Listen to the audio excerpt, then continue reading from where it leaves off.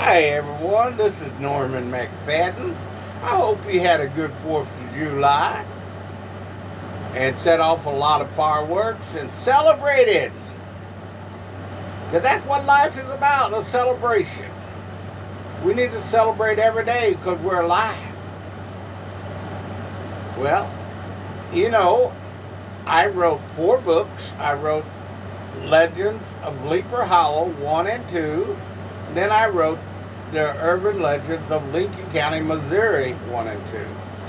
Our story today is coming out of Legends of Leaper Hollow 2. And it's kind of a 2-story in one. So hang with me, I'll get it all together like I pull it together every week. And the reason I got sunglasses on is because I had eye surgery and I can't take bright lights. And there's a lot of bright lights in here. So we're going to start this story back in 1935. They were some teenagers from Piedmont, Missouri. That's not too far from Leaper Hollow. That's like 7 miles. Heard about the fishing down in the Box Hole. Now the Box Hole, let me explain. You go down the mighty Black River, and the Black River is just about a half a mile from Leaper Hollow. But you go down the Black River, and it'll be the first right current that goes to the right. The river will go to the left, and it'll go to the right, and it goes down about a mile, and then it comes back and meets the river. Now, there's good fishing up in there. And this one young man from Piedmont, his name was Aaron. His dad had took him when he was about 8 or 9 year old, and they caught a bunch of fish. But they didn't stay at night down, because night's dangerous here. And we'll get into why it's dangerous, the legend. But his dad had died since then, and he wanted to recapture his childhood a little bit more. He was 17. So he got a bunch of kids together, and he said, we'll put the boat in at Leaper Bridge. We'll float down the Black River till we get to that right current that goes to the right, and we'll go down in the Box Hole about dark, and we'll set up a camp on the island, because there's an island there because the river and the creek blocks it off. Now, the legend is you do not stay the night on that island, because anyone that hasn't came back. There's something on that island, they call it the Boxcar Screamer. And it screams like a woman being hurt. Now, a lot of folks think it's a puma.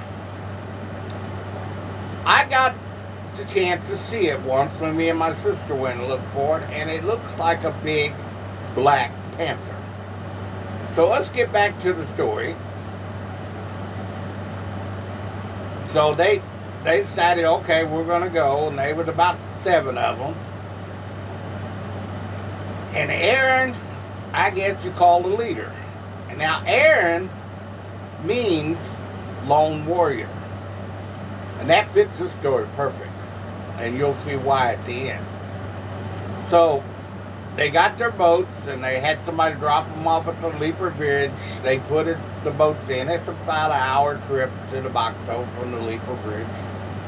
And it was getting kind of, not dark, but semi-dark. But when they got down to the Box Hole, it took about an hour, like I said. When they started turning the Box Hole, it was getting dust. The shadows was falling up on the trees, and it was just getting dark almost. So they didn't have much time. So they pulled the boats on down in the backup, in the Box Hole, and they tied them up right there where the water turned deep, because that's where all the fish is, right there where the water turned deep. So Aaron told the girls, he said, you guys bait the hooks, catch some fish, while we boys we'll take our machetes and we'll chop our ways to the center of the island, and we'll chop the campsite out, and we'll set up tent and build a fire to cook the fish on. So that's what happened. The girls, well, they caught the heck out of fish because their fish is thick in the box hole. And the boys chopped their way to the middle. Now the island is about a mile long and about a half-mile wide. So they had a little chopping to do. They chopped it up, they set their tents up, and then they built a big fire. Then they went back to check on the girls. The girls said, we got a mess of fish. Mess of fish. Mess of channel catfish. Let's go cook them up. So they took them back to the campsite, cleaned them up, and cooked them. And nobody's mentioned the box hole screamer since they've been there. They all knew about it. It was in the back of their mind. But nobody said a word. But they were sitting around the campfire and it was getting late. And Billy, one of the boys, looked at his watch. He said, if the legend's true, in 15 minutes, the boxcar screamer's gonna come ripping in here and kill us all. And he said this as a joke now. But it got in their mind. They all sat there and they was looking around at channels behind trees. They knew something was gonna come out at any time. So Billy got up and threw some more wood on the fire. He said, there ain't nothing going to come around a big fire. So all of a sudden, back where their boats were, they heard some big splash in the water. Did some more splashes in the water. Oh, they didn't know what was going on, but they knew there was something big over there. And then all of a sudden, they heard these stomping in the woods coming towards their camp. Whomp, whomp. Coming towards their camp, and they was all scared to death. They didn't know what to do. Billy said, don't worry. I threw wood on the fire. It won't come near the fire. And the moment he said that, the big black creature leaped out of the woods and jumped right in the middle of the fire. I'm not joking. He jumped in the middle of the fire. When he jumped in the middle of the fire, he stood up on his hind feet and he let out a cry like a woman being tortured. All the kids jumped up and scattered, started running one way and the other way down the island. But Aaron froze. He froze. He fell upon his knees and began praying. But he said he couldn't move. He just started praying. He said he looked up at that thing in the fire. It looked like the fire made it bigger and stronger. Then all of a sudden it landed back down on his front feet and walked over to him and started smelling his hair. Could you imagine a giant creature above you smelling your hair and you can't move? Eric didn't know what to do. Aaron did not know what to do. And then all of a sudden a girl screamed from the woods, and the thing jerked his head and turned and started running towards the girl. Screamed. Aaron said he got up, he grabbed his machete, his flashlight, grabbed his backpack out of the tent, and headed towards the boat because the creature was going the other direction. He did not want to go that way. He got to the boats. He said the boats would claw with big holes in them and they'd suck in the water. He said these boats aren't going to do me no good. He knew Mill Springs was a mile down the river from the Boxhole, going south. And he knew the water ran south because his dad taught him this. So he just jumped in the water threw his backpack, his machete, his flashlight, everything down on the ground and jumped in the water. He heard the screaming from the island as he was swimming down the current. But he just kept going, just kept swimming. Kept swimming. He'd get tired, he'd float a little.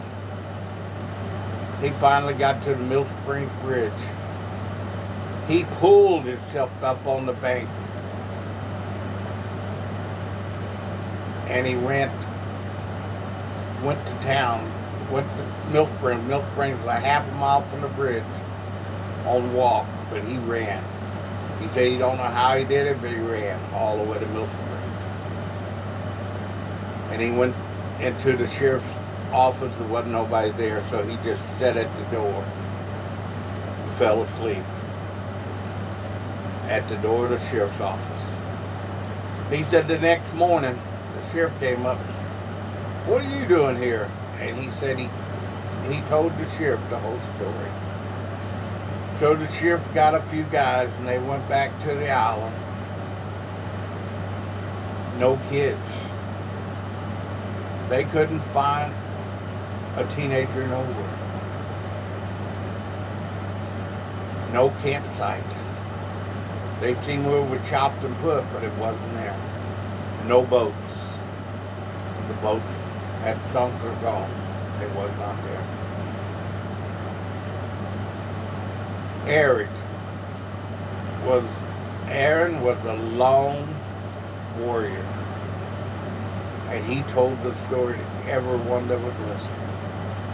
Don't go to the Box Hole Island at night, day to night. But they do. That was already a legend. That was already happened to other people. But they did it anyway. People have got a way of defying things. So now we're going to get back to the other story. My good old buddies, Tuffy and Doc. I told a story about them before. Tuffy is a one-armed guy that lives up the hollow. He's always getting in some kind of trouble. And he's always moving quick and talking quick and saying things fast. He got up one July morning, hot, in his house. He says, "I feel like a mess of catfish." So the folks said they seen the old man go out to a chicken coop and gather worms. Now, I can't tell the story the way Doc and Tuffy were telling because I was already grown. This was in about 75. I was already left. Leaper Hollow, moved up in St. Louis.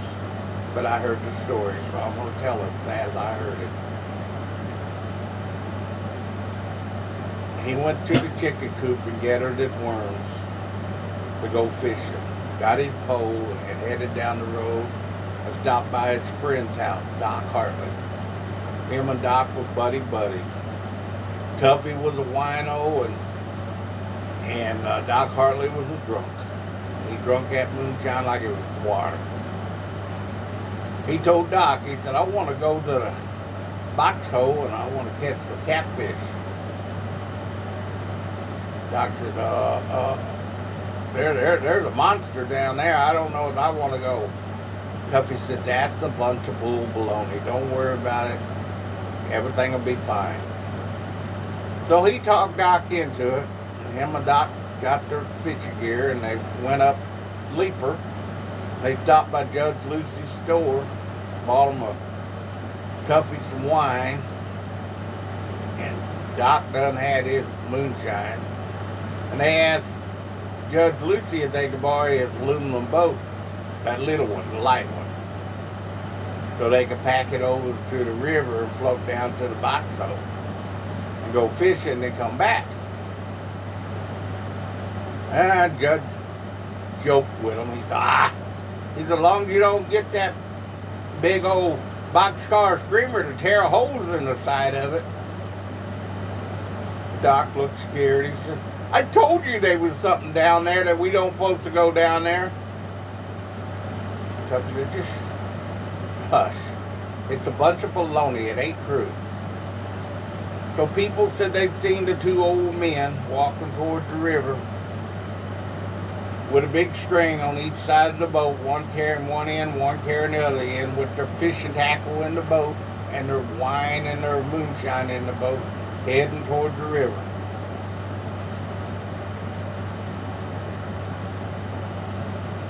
They didn't come back. They just seen them heading towards the river, and they didn't come back. It got dark. And Judge Lucy got worried because he didn't want them to get hurt. He didn't want them to lose his boat, and it was getting late. So he closed up his store,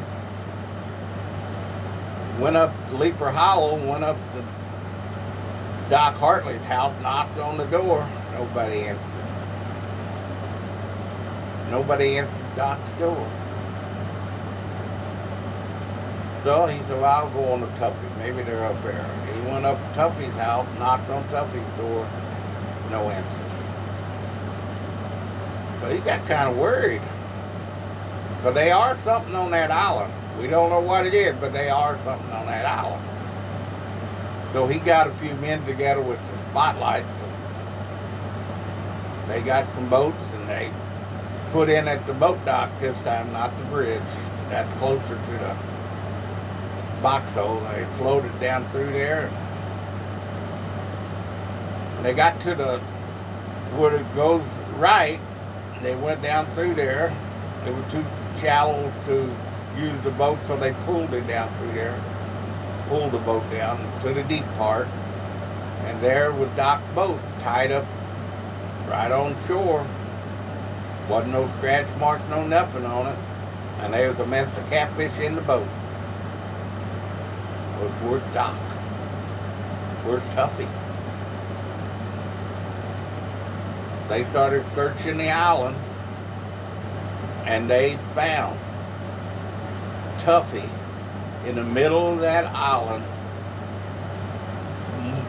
ripped up. I mean, he wasn't dead, but he was ripped up so bad they didn't think he was going to make it.